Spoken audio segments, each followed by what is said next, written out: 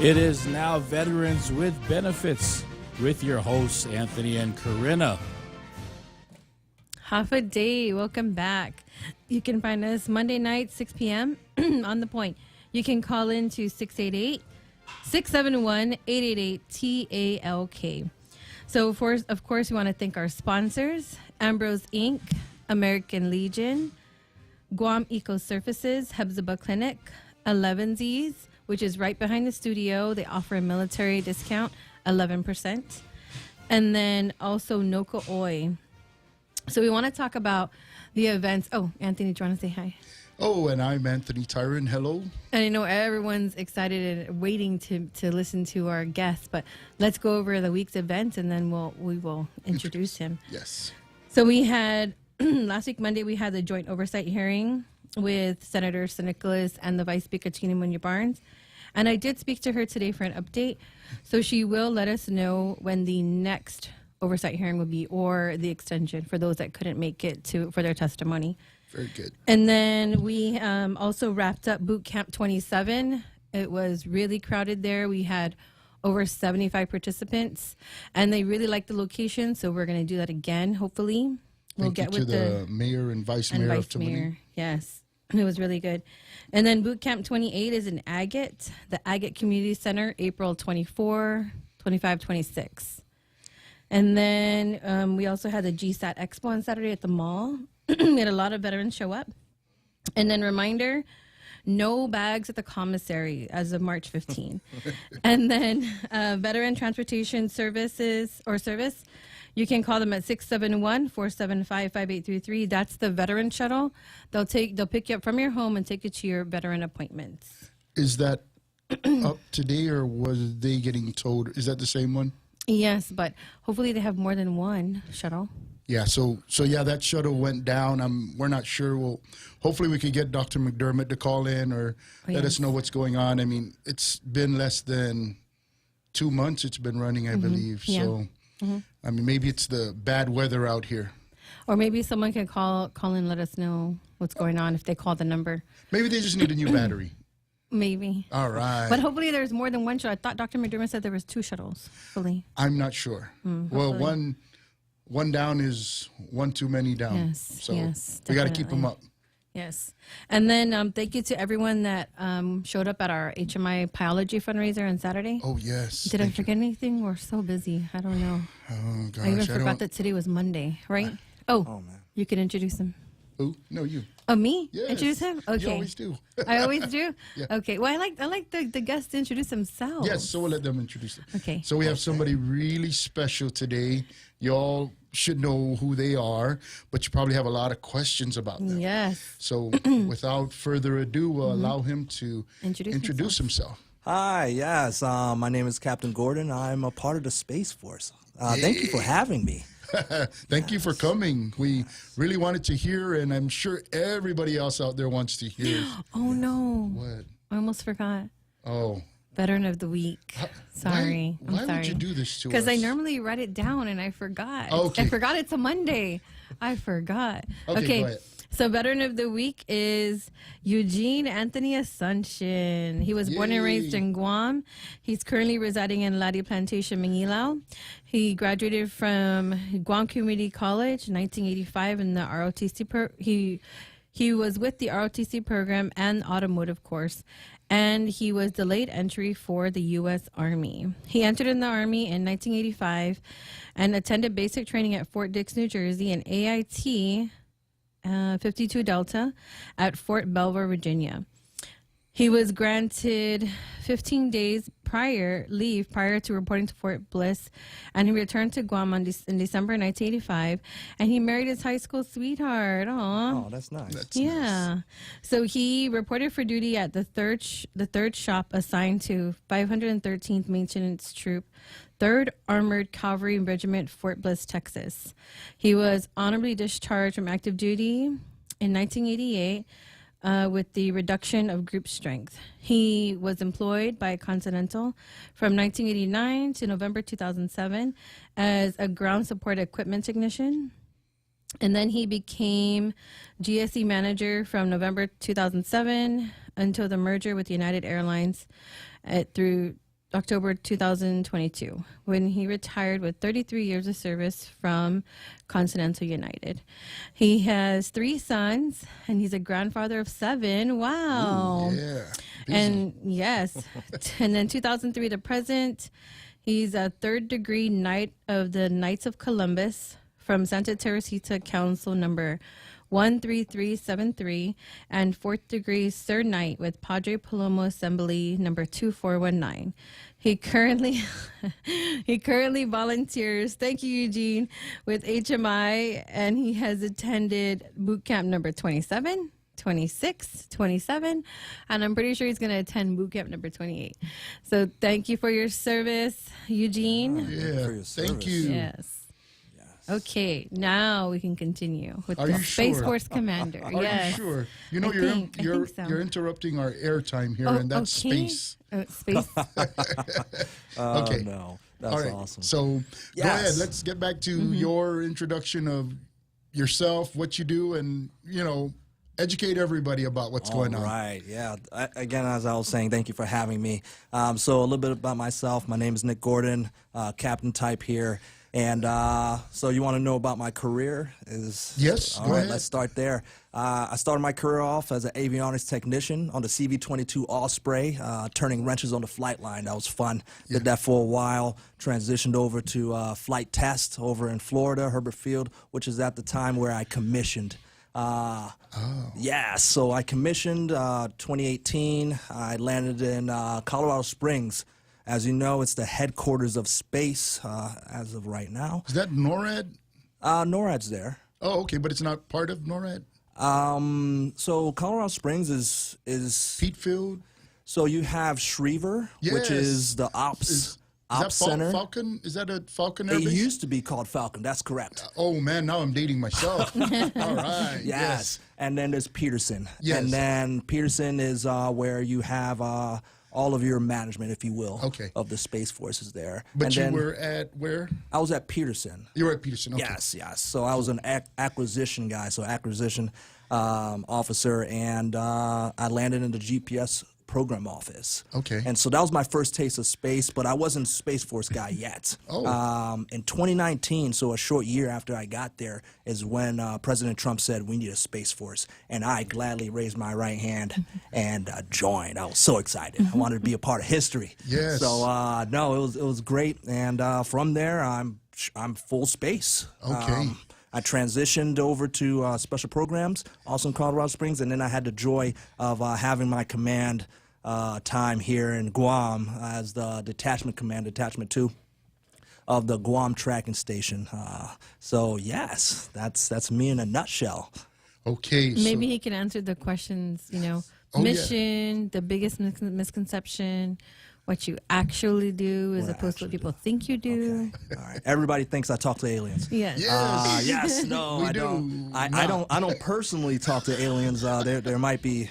No, I don't know. No, our mission. So the Space Force, our mission is to defend America's interests. So as everyone has a phone, or at least has used GPS. So GPS is a satellite vehicle that orbits the Earth, and it beams down through radio waves a signal of timing and position, its own position. And then your phones, as a receiver, they triangulate exactly where you are based on how many satellites are up above.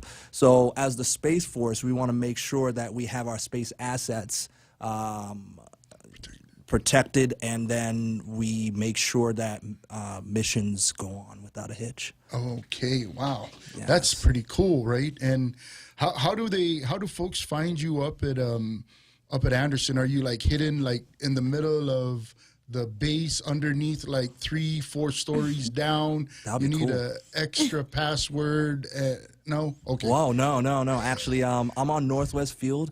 We're actually Anderson's longest continuous mission. So our mission started in 1965. Wow. And it's been going on from there to now. It's still going on. But when it first started, it used to be super classified. It got declassified in the 80s, if I'm not mistaken. Awesome. So, yes. Okay. Now, I sent you a question earlier from the host of the other radio station, Vet Talk. All right. I think I forwarded that to you. Was kind of asking about more along the lines of missile defense, I guess.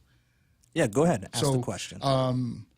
Does Guam have the ability to thwart 300 missiles from Korea or China like Israel did yesterday? Wow, that's very specific. So that is not in my realm of expertise. I would have to pass that off to the Missile Defense Agency, MDA. Okay. Yes. All right. So now, but maybe what you would be doing is ensuring that all the signals that need to get to these places are ready to go in the event those systems needed to do their job. Yeah, so let me touch on that just a little bit. So as a tracking station, I didn't explain that quite thoroughly, but when you place a satellite into space, it's technically in what I would like to say is international waters. Yes. So when it goes there to its particular location, it sits and spins, right? How do we communicate with it? Yeah. It's with a ground station. If you can think of an old DirecTV satellite dish, we have some of the biggest dishes in the world, and we use those to communicate with our satellite vehicles. So our ground station is unique because we can communicate to any and all DoD satellites. Wow. So during a contested time, we can bounce between satellites to get our mission done. Awesome. Yeah, and so your job is to ensure those are all up and running and ready to go in the event we need them for whatever. Correct that, but let me expand just a little bit. So as a tracking station, a better analogy would be if you remember the old school telephone operator, where they would grab your signal and patch it through to whoever you need to go to. So imagine a tracking station like a telephone operator, where an operator that is outside of line of sight, so on the other side of the world, needs to communicate with their satellite vehicles. They would call me up, if you will, and then I will patch that signal through and make sure that their connection is solid, and I'll let them command, control, and do whatever they need to do with that satellite vehicle, and when their time is over, they give it up to the next user and the next user. So that's what the tracking station is. That's great. Now, I think we were talking earlier, and you made a reference to how the Army and the Air Force at one time were together, and how they probably used that same template to create the Space Force from the Air Force. You want to touch on that a little? Yes. So that's exactly what I was saying. So similar to how the Army Air Corps gave birth to the Air Force, the Air Force gave birth to the Space Force. So what we as the Space Force did is we absorbed all of the Air Force's mission set as far as space, and then we're reaching across to the different branches, the Navy and the Army, and to grab all their space assets and to eventually have them all under one 4-star general. Awesome. Yes. Okay, and you answer to that 4-star general. I do. All right, man. We got connections here.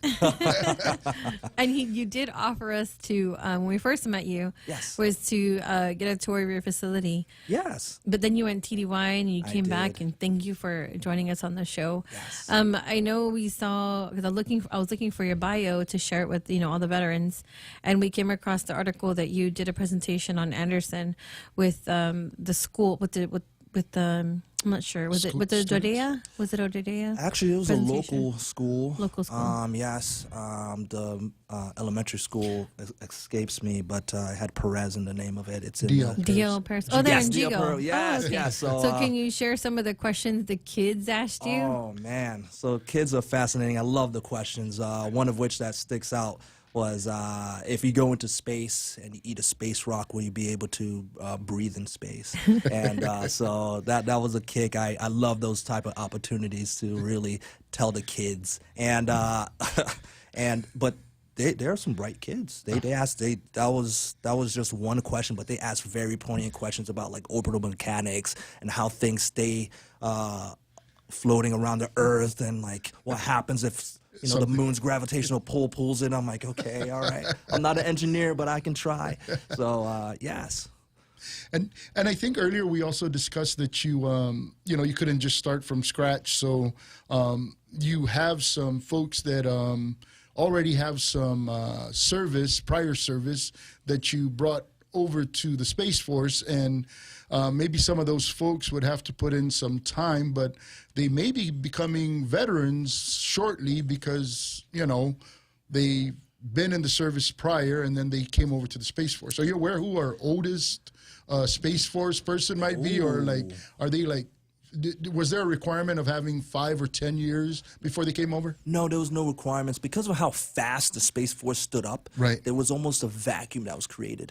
So if you can imagine, I know of one Delta commander, Delta 11 commander, his name escapes me, but he, I was reading his bio, and he was a Navy captain, so 06, okay. that just transferred over. And I can imagine he only has a few more years left before he retires. So yeah, there's all Very types nice. of guardians that are going to that are going to retire soon. And you mentioned that there's a part-time and a full-time. Is that something that we can talk about? Yeah, so that's very new. General Saltzman, he unveiled his instructions that there is going to be a part-time and full-time guardian. So I know that in the past there was talks of having like a space guard. So that has fallen through. If I gotten that correctly, and the talks now are to have a part-time and full-time guardian so that you can continue the mission. Right, and I think we talked about that earlier, you know, because I knew some people that were joining the Air Guard here in Guam because they were going to join the Space Force, and we're all like, oh, that's cool, but we didn't know anything about it. But when we spoke earlier, we discussed how now the mission was transferred over to Hawaii. Yeah, so that mission set. So the people who were supposed to be a part of the Space Guard here, they got the option of going to Hawaii to fulfill another mission set. So yes. But that's not something you were a part of, or? No, I was actually transitioning in. It was about the time that I PCS'd. I heard about them. There was actually, the group was actually in debt too. So I got to shake hands with them and what have you, but they were on their way out. Half of their squadron was already moved, so Yeah. so I didn't have a chance to talk to them really. And there could be something similar, but it would be the part-time, full-time thing that you're talking about. Correct. Okay. So, and we're looking for a lot of people to join the Space Force. Yes. Enlist. How many do Oh we yeah, need? and how do we join the Space Yes. Force? How would Yes. someone join the Space Force? So because the Air Force and the Space Force are so close together, a lot of the resources are with the Air Force. So the recruiters, for instance, are still Air Force recruiters that both recruit Air Force and Space Force. So go to your local Air Force recruiter and ask them about the Space Force. They'll be more than happy to talk to you about it. So most of them go up to Lackland for basic training? That is That's as of the main current. place, right? Yeah. That Yeah, is Lackland. current. I have been reading that there are talks of creating a basic training and also an officer training school, particularly only for Space Force. So right now it's ran out of Lackland, and then they have their own separate cell that is space focused. Okay, To right. get after it. Yes. Oh, awesome. Okay. That's a lot of manpower, though. Yes. I mean, look at Lackland is just that's where the Air Force trains. It is. Basic training, so that would be a lot of. It is. Hopefully, it's co-located. And we were talking about currently the way you do your physical fitness. Is that something you want to talk Oh about? yes, let's talk It's about that very because I new. missed that part of your conversation. Yeah, so so I don't have it on me currently, but the Space Force, the way we track our physical fitness is that we get a Garmin watch, and it tracks our running, our walking, our swimming, what have you, any activity. So I am to do 155 minutes of activity a week, and then that takes place in my PT test. So I don't have to do the 1.5 mile run every year or every 6 months, depending on what you score. Right? So you just send in your stats and you're good. Oh yeah, it's on my. It's recorded. Yeah, it's recorded on my phone, And it I goes just up. It goes up through the satellites. Goes to the side. It goes to your Right. 4-star. See. They're tracking man. you. Oh man. They're So you tracking gotta. you. So wait a minute. That means you guys can alter that information because you guys are the Space Not Force. if it's Oh, real-time wow. data. No, it's, So tell me, yeah. with all this Bitcoin stuff, can you Whoa. give me those Bitcoins we talked about? Wow, that'd be neat. If I had that opportunity, I would do it myself, but I don't. Okay, you just make sure it's secured. Yes, Yeah, I just make sure that the satellite signal is Interesting. doing its thing. Well, what's the biggest misconception or misinformation you've heard from someone about the Space Force? What did they think that you do? So I get everything from like Area 51. I talk to the aliens to we're building like space missiles and we're gonna eradicate everyone. It's really real. That's not the case. Folks, I'm just saying it right here. We're in the business of making sure that our satellite are there. They're still doing and conducting the missions in which they were intended to do. Yeah, and I think you made it kind of that example you gave, like, they have international waters. Yes. Right, so we have international space as well, right, where it's almost the equivalent. There's space out there. Yes. But it's not owned by anyone, and Correct. pretty much anybody can be there. Correct. Kind of like international waters? Yes. Okay. Same But way. there are some rules that apply. Is that correct? Like, but how do we, there's no, like, satellite police up there or anything? No, there's not. So one thing is, like, let's just say you, right? Yeah. Or not me because I'm part of the government, but you, right? Yeah. So if you were to launch your own satellite vehicle, because you launched it in American territory, it is now an American satellite. So Oh. if you were to do nefarious things to anybody in the world, it would be America's fault. So that's one of the laws that are in place right now. It's to prevent. What's our guy's name that does this? I'm sure Jose. Who, Charlie? No, he Talking knows. about- You talking about the guy that citizen? does all the Elon Musk? the satellite stuff is the rich guy. Is it? Elon Oh, Musk. Elon Musk? Elon, Oh, yes. yeah, okay. So all right. he launched it, right? And Yes. so his stuff that gets launched, and is that Starlink? Starlink, That is yes, that is Starlink, Starlink. Okay, and so something like that, he cannot be doing bad things with it, right? He No, has to- okay. well, we're all human and we have free will. Right. I'll say that. But whatever he does, it's America's responsibility to make sure that he is not doing anything nefarious. Got it. Okay. Yes. All right. Oh man, that's Let me say hello to the folks online. We have Eugene online. Eugene. It's Gene. It's funny seeing your name as Eugene, but Gene. Hello, Auntie Bennett. She said, "Good evening, Bets." Anna White. She says, "Go Nick. I know a famous guy." We have Michelle Camacho watching. Hi, Michelle. Nice seeing you at the GSAT Expo this weekend. And then Bill Salisbury, he goes, Biba HMI, and he says, Heta, Heta, is, in parentheses, he says, Hermosa Tyrant 2026. oh my goodness. Heta. Charlie, you better be ready. We need a war chest. And then Anna White says he needs an IT friend for Bitcoin. Wow. Hi, Janet Oh. Florin. And then we have Teresa Garcia saying, good evening. That is And awesome. then, is this your wife, Zakia Gordon? Zakia Gordon. Hi, Zakia. Good job, Nick. Wow. So he is here, and you want to stick around to the And we're end. going to take a break right now. Is that a break? Is that a break sound? Yes. Okay. We're going to go on break and we'll be right back. You can call in 671-888-TALK.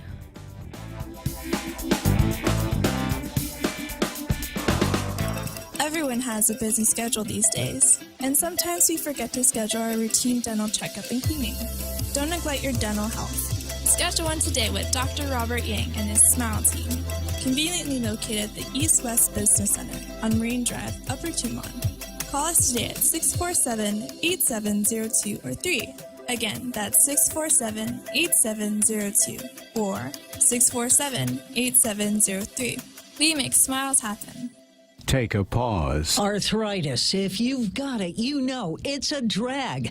Imagine what it's like for older cats and dogs who don't understand what they're going through. Some signs to look out for? If your dog's stumbling along, if they don't jump as much, or they're having difficulty like getting down from things, even cats especially, if you watch around the litter box, if they're slowly getting in or slowly getting out, that can usually be an indicator of arthritis. Dr. Nabuki Stabeus with Royal Pets Veterinary Center Center in Tampa, Florida. He says there are many ways to help with those creaking old joints. Joint supplements. We also have fish oils that you can add to the food. We even have injections that we can do that will actually help their joints. And if that's still not enough, your cat or dog may benefit from massage therapy, laser therapy, or even acupuncture needles. Yes, acupuncture for a jab well done.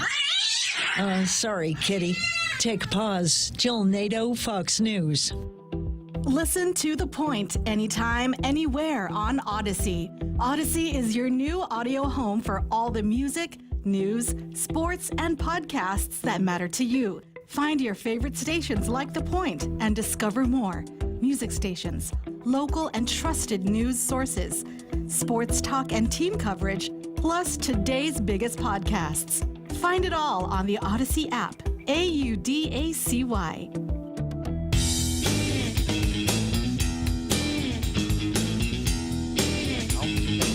And we're back.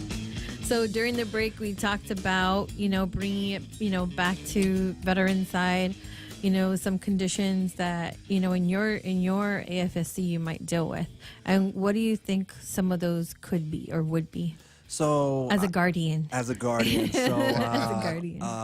I think you're talking about RF energy. Yes. And how it can have lasting effects on the human body. Yes. So that's also a concern. It depends on how close you are to the actual antennas themselves. Some of these antennas, since of their size, they have magnitudes of power that can be generated from them. So if you're close enough, you will be radiated. But they should have this standoff zone, so don't get closer to this X amount of feet, and then you should be fine. Okay. And then most of the job you talked about is like it's not what you see on the movies where you'll find a guy in a Space Force uniform carrying his laptop, running out in the middle of the battlefield. Yeah. Setting, coordinates or things like that. Ooh, that's super tactical. No, so similar. So my background, I'm an acquisition guy, so I put stuff on contracts. So it's been a real treat for me to have command here at Det 2, to be with the operators, because what they do is they do a lot of good stuff. But it's not so tactical. But what I will say is that how we our normal time ops is our wartime ops. It's seamless to the outside observer. So, I see. Yes. Now, so you watch on TV all these big screens, and hey, they're in there, and there's alarms going off. Oh. And the president's about to press the button. the red button, the red phone, all that. Yeah. So you guys got to make sure that never happens. Oh man, that wouldn't be me. That's another career field that handles that. Okay. Yes. But more importantly, it's protecting all those assets that we have up there, looking out for folks that might be trying to do things to ruin what is currently normal operating. Correct. So we are charged to make sure that our assets are right where we left them, and that they're running mission exactly how they were intended to run mission. Okay. So. And you have, so when we talk about Space Force, and I know we discussed this earlier, like we won't have like a Space Force unit that's special ops that gets all geared up and we say, okay, gear up, let's go. But you guys have the ability to have other entities assigned or tactically ready for you to do whatever you need for them to do. So because everything touches space, so your Army guy uses SATCOM to satellite communications to talk to their centers. The Navy guys, they use their boats to use the satellites to coordinate exactly what they're trying to do. The Air Force uses their jets to touch GPS, and everybody touches GPS. Everybody touches space, and because of that, we have this unique ability to also coordinate with all the other forces in a joint manner. So our Space Force guys or gals won't be running out. It'll be us making a phone call to the other services. I want it to be Special Operations Group Space Force. He wanted it to be, what is that word you like to use? Special Ops? No. Remember the word you use when something is not so nice? Huh? You know, the word you like to use. Space cadet? No, remember the word sexy. He wanted he wanted the job to be. We need something to be sexy. Oh, all right. You know, Space is sexy. yeah, that's what I was thinking. You did say earlier though that your area is where what? Where remember you were explaining it to us earlier? Oh, where no. Where human, you know, how where the levels of space I get really it. Yeah, mean. so space is really where no human life could exist, right? So within Earth's atmosphere, when there's no more breathable air, that's is where the boundary of space starts, and it goes all the way up until, you know, the edge of the universe, right? So awesome. And when have you gone to the edge of the universe? Ooh, that I am not in that career. I'm not an astronaut. I'll say that here. So they're different again, right? Yes. So that's NASA, right? So NASA has astronauts that go out to explore space. But it's exploration, right? Correct. With the Space Force, they also have astronauts Yes. that are going up there and doing their mission, but it's not exploration. It's mission? It's missions. Okay. I'm not saying that it's not exploration. I'm just... Okay. We work with NASA hand in hand. Oh, very good. Yes. Can we talk about the patches on your uniform? So, so above U.S. Space Force, you have that's the acquisition patch. No. No, what is that patch? Where am I acquisition? Oh, okay. So what patch is that? So this is my maintenance patch. Okay. And then this is my enlisted flying wings, and then I don't have any Space Force patches on me. Oh, except that one. This one is my commander patch. Okay. Oh. Lets everyone know that I'm in command. Hey. Yes, And then yes. can you explain these ones? Yes, so this is my squadron, 21 SOPs, Okay. space operations Okay. squadron. And then this one is my Delta, which is the wing equivalent, if you guys know Air Force lingo. And I don't know the other branches lingo, but it's right before you get to the major commands. So Delta 6 is the Delta I'll fall under. Oh, cool. Yes. Can you explain Spock? Oh, I was about to ask that. All right. So above Delta 6, there's Spock. So What is Spock? He went like this. You have to tell Jose. This is you met Jose. We'll talk to him afterwards when we get off Space to, but- Operations Command. Space Yeah. Operations. Yeah, so within the Command. Space Force, there's 3 major fields. So there's the Acquisition Branch, which is SSC, which is Space Systems Command. There's Spock, which is Space Operations Command, and then there's Stark. What is Stark? Starcom. So, sorry, Starcom. Starcom. Which is Star Command. So no, I'm just kidding. But it's where you're equipped, your organization equipped. It's where all the education comes from. Oh. So yes. Very nice. Cool. Oh, and Doc's watching us. Hi, Doc. Dr. Coma's watching us. Oh, yes. We spoke about Doc. So Oh, yes. let's talk about that. So behind your captain bars Oh, in you the wanna front, what see do you it? Oh, have there? yes. You Show wanna see it. it? Show everybody. I hold this rank of staff sergeant near and dear to my heart. Never forget where I come from. He's a Mustang. I am a Mustang. So he came from the enlisted, so he knows how it is to be an enlisted. So Dr. Akoma was the same way. He was enlisted, and then he went into the officer ranks. And as you told us, like he did, Yes. the basic training for enlisted and officer basic is night and day. It is night and day. I will say that confidently. Okay. Yes. Well, you've been through it, so you can talk about it. I can. Yeah.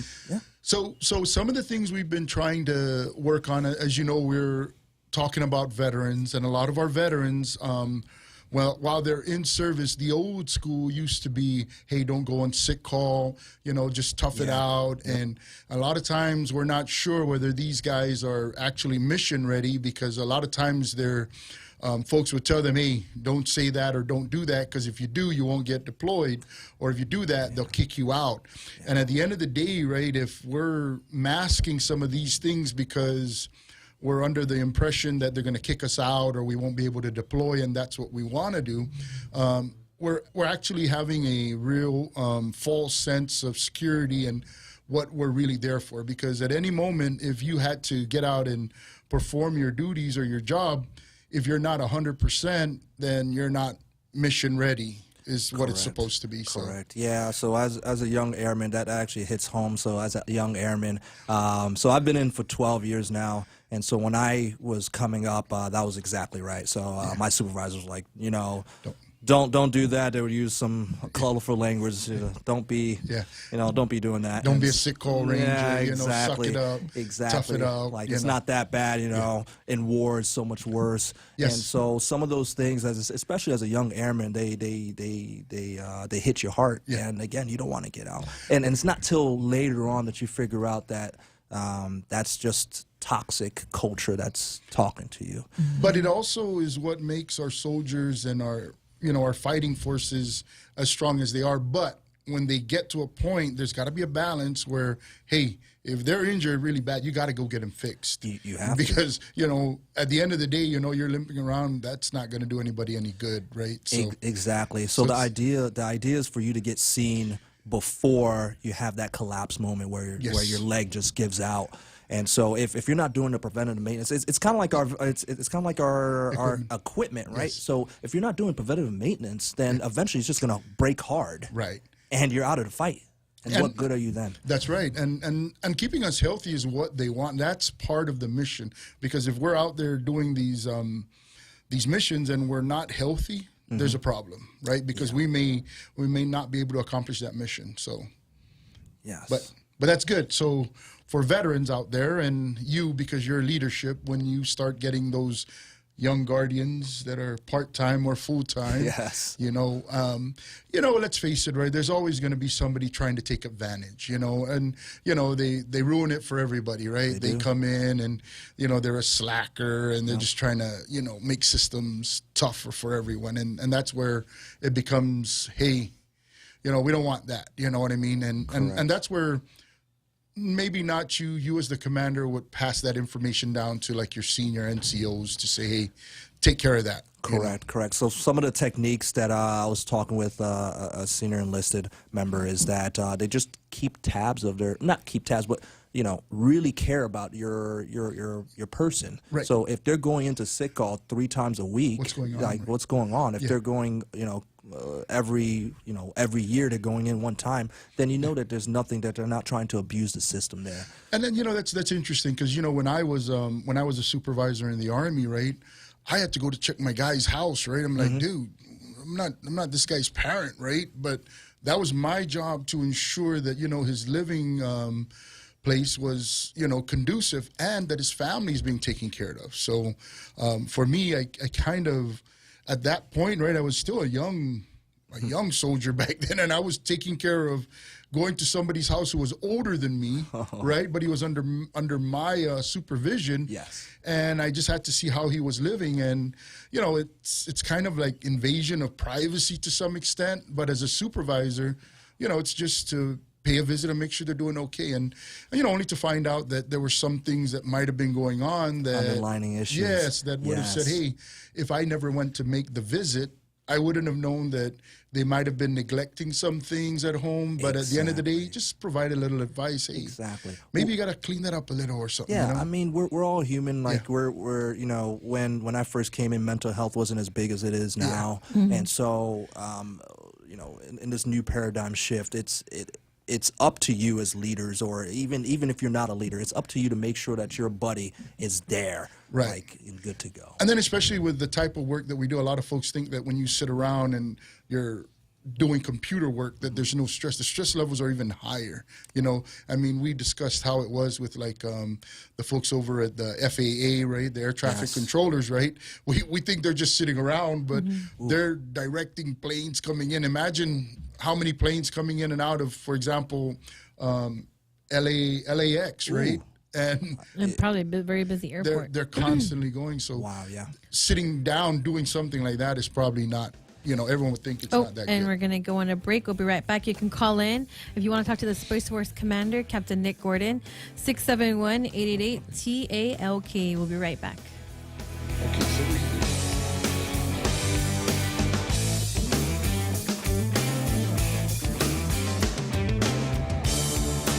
Get ready to make waves at the event of the year. The Micronesian Conservation Coalition proudly presents the 3rd Annual Ocean Gala, taking place Saturday, May 11th from 6 to 10 at the stunning Hyatt Regency Guam. Join us to celebrate our beautiful ocean and the tireless efforts of our community to preserve it. Dance the night away with live music, indulge in exquisite cuisine, and be inspired by our Starry Night celebration honoring our ocean champions. Tickets are selling fast at $150 a head, or grab a table for 10 for just $1,400. WhatsApp or call 671-797-8445 with your interest. That's 671-797-8445.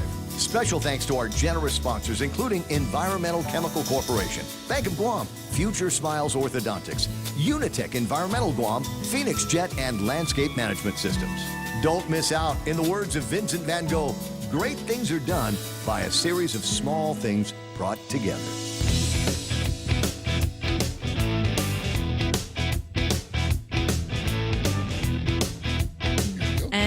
Back. I want to say hello to some of the people that are watching us on The Point Online on Facebook. Andrew asked, can a veteran get back on the voc rehab program after they've been removed? Andrew Terlahi, you know, that's a good question for Miss Tish Ford. She's the new VRNE counselor at the office in Teton. So head over there. They're open from 8 to 4. They're the Teton office in at the VA. That's the federal office. And then Doc says, hello, HMI family. Bill Salisbury says, Biba, Hepzibah, FMC. David May says, Hafa Day, Anthony and Karina. Amy Jackson's watching. Hello, Amy. And then Rocky Cruz says, Air Force is aim high. What is Space Force? That's a good question. Aim higher. No, I mean. What is your motto? It's Simple Supra. Say it again. Simple Supra. Sorry, I have a tongue thing. So yeah. No, it's above it all. Above it all. Above it all. See, okay. aim higher. You got that? You got that? Semper Supra. There you Okay, go. there. Thanks, Jose. Jose wrote it. Jose did the research. Did you want to say hello to someone? Oh, yes. To my lovely wife, Zakia. You're always in my heart. I love you. And then to my kids, Elena and Isaac. Hi. Yeah. Awesome. You can send them the link and the replay. Yes. And then Doc says, hello, Nick. Welcome to Guam. Oh, I love Guam. And this cannot be the only time you come on air with Yes, that's us. right. I was gonna say, man, you keep beating me to all this stuff. You got to come back. I'll come back whenever. You know what? This is a team I effort know, here, I know, sir. but I was like, man, she's getting all the good questions. Go ahead. She's getting all good Go questions. ahead. As long as we don't miss Jose, them. get in here. Well, it's like, say, hey, Anthony, be nice. Share. I just really hope you come back and be on the air more often with us, Captain. Well, you know, we did. Yeah, so the only way you can hear Jose talk is if you have your earphones All on. right, I got him on. And Jose, we were supposed to have Charlie on with us, with you. So Charlie Hermosa, he owns Bella Wing. So what are those? Drones. Oh. So it's a company here, and you ever see a drone show? There was one here in July. Oh yeah, wasn't there one for New Year's? I missed that one. Yeah, so that's Charlie Hermosa, but he's Okay. traveling right now. Yeah. Nice. Yeah, so we invited him. He really wanted to be on the show, but he's traveling. He's a veteran. Nice. All right. No, I'll come back whenever. Just invite me. Okay. What else? I forgot what else we were going to talk about. There were so many things we were talking about. Did we talk about everything we were supposed to talk about at the coffee shop? I don't know. So I guess for us, right, it's like so preparing all our veterans when it's time to get out, right? I mean, so we picked this up because like when we have our guard and reserve members, sometimes there's these whole it's kind of like what we talked about. We got to find the balance, being the commander, being the highest enlisted, to get the folks to do what they're supposed to, at the same time make sure we care for them, right? Because that's part of the job, right? They got to be healthy, and we got to pay them, and we got to feed them and house them. Yes. But that's what they're given so that they can do the job. Now, if somewhere along the way we're missing some of that and we get these folks into trouble, then that's us as the commanders and leaders that are not doing our job. So after they get out of the service, right, this is where their new life begins with whether they get veteran services or help from the VA, right? And they're entitled to that if they serve their time and they get out with an honorable discharge, right? So as you can see, our enlistment rates are quite low, number one. And maybe by taking care of our veterans, they will be our people that are helping with advertising to our future veterans to get out there, do what you got to do. When you come home, this is waiting for you. You know what I mean? And if we can start making that the norm rather than, well, you got to apply, it's going to take a long time and you're not going to get it. And if you don't do this, it always seems like it's been so contentious between our veterans and the VA, and we don't want that. And by the way, it's not really the VA trying to do that. There were a lot of bad actors before that forced them to do some things. But at the end of the day, understanding and knowing the process is going to be helpful. Capturing them before they get out is also huge, and that's maybe something that you probably know a little bit about. Yeah, so I'll touch back on kind of what you said. So back in the day, people used to say, "Hey, you know, don't be in the sick hall and what have you," and that actually shoots the member in the foot because without that medical record in your records, there's no leg to stand on, if you will. So and you know they call them LODs, right? And it seems like, you know, it's our job as leaders, right? If you're an enlisted member or even a commander, right? If somebody gets hurt at work, do the paperwork. You know, I think there's a fear of, hey, I did something wrong. But guess what? At the end of the day, no matter what may have happened, that's a wake-up call. That's a way for us to say, look, we might have had a misstep here somehow. We need to not make that happen again. So writing up the paperwork forces everyone else around us to pay attention and say, hey, I don't think this was like a screw up because they just wanted to screw up, right? Yes. Something we didn't work. We need to pay attention to that because we don't want that to repeat itself again. Exactly. But if we never report it, it's not going to be there. Exactly. So I'll go back. I'll lean on my aircraft side. When there's an aircraft mishap, that situation is documented to the nines. Oh yeah, right. And so, and I know we've, as the forces have grown up over the years, we have gotten better and better at taking care of our people. But that same scrutiny needs to happen to the people. Right. So, yes. Yeah. Okay. Yes. Oh, so I did want to talk about. I did tell him last week. Was it last week? We had Sergeant Chelf and Captain Zwal on. Yeah. Okay. So they're from the Anderson, from the medical group 36, the clinic, the Anderson Air Force Base Clinic. Yeah. I don't know why I can't even say that place. So we had them on last week because it's Alcohol Awareness Month. But anyways, the show went by so fast we didn't even get to talk about everything they wanted to or needed to. But what we did talk about, earlier before we came here, was that the Air Force does a great job of keeping records. Yes. So what we've also learned from, remember Wayne Murray? Yes. We learned about TRICARE online. So if you're a veteran and you're out there listening, I've been telling them that I'm going to work on this PowerPoint to teach you how to download your medical records, but I just keep, time. So if you're a veteran or if you're still in, you have access to TRICARE online. You just need a DS login. Go in there and download your records because the current system is going to be sunsetted October 1st, 2024. But there will be, it's called Genesis, is the new record keeping system. So Genesis. So to go download your records from TRICARE online, and then hopefully when it switches over, you start downloading it too. So Anthony's right. The Air Force has a great track record for keeping medical records. We had like 2 or 3 veterans from the Air Force. They went from 0 straight to 100. That's awesome. When they went and filed their claim, which for me is not that easy to do.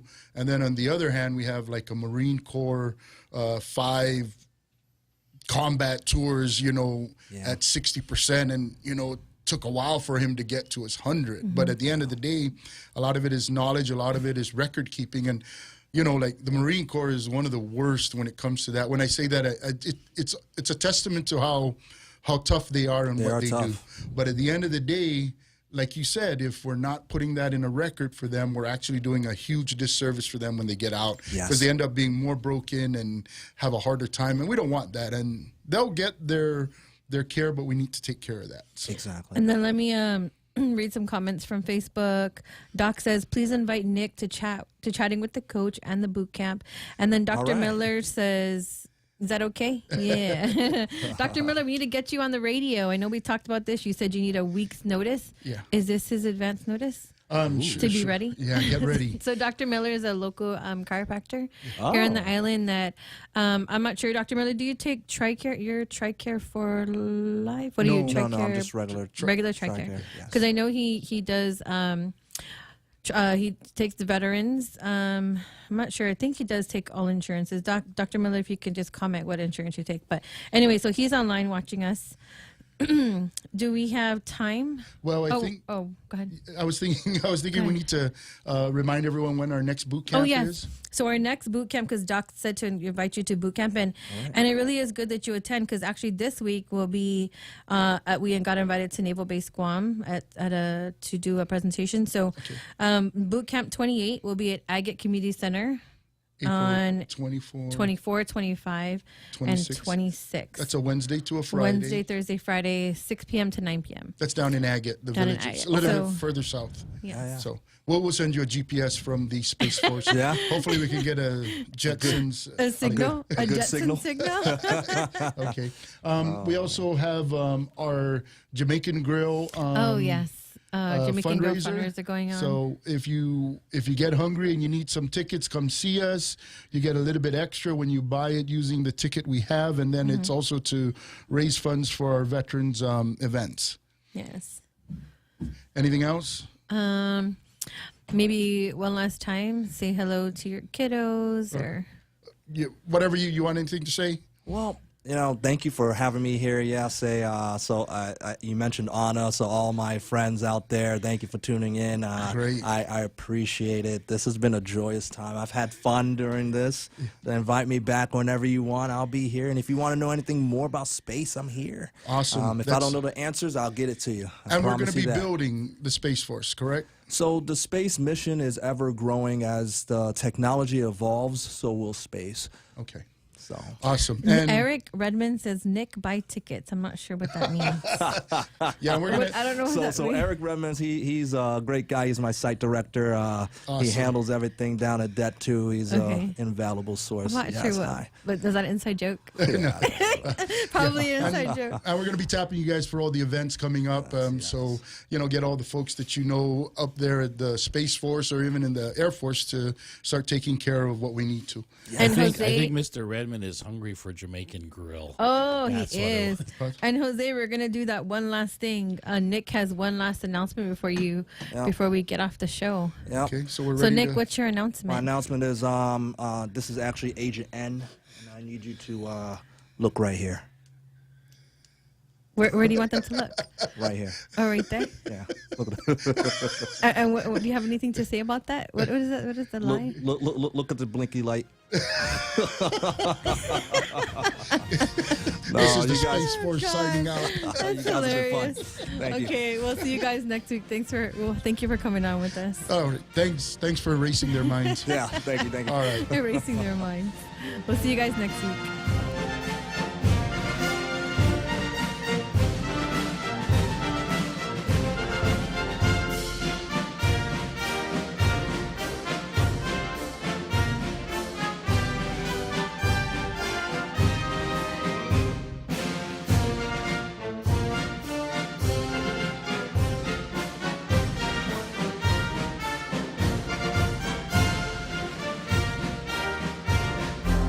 The Point is KUSG, Hagåtña, Guam, 93.3 FM and 104.3 HD3.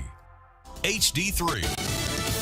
Reaction to the attack on Israel. I'm Ted Lindner, Fox News. U.S. officials reacting this weekend as Israel mulls a possible response to Saturday's drone and missile attack by Iran. Fox's Lucas Tomlinson with more from the White House. On Fox News Sunday, John Kirby says he does not know what Israel will do next, but officials say if Israel wants to strike Iran, they're on their own. The White House does not want to see a regional war. It's going to be up to the Israelis to decide what the next step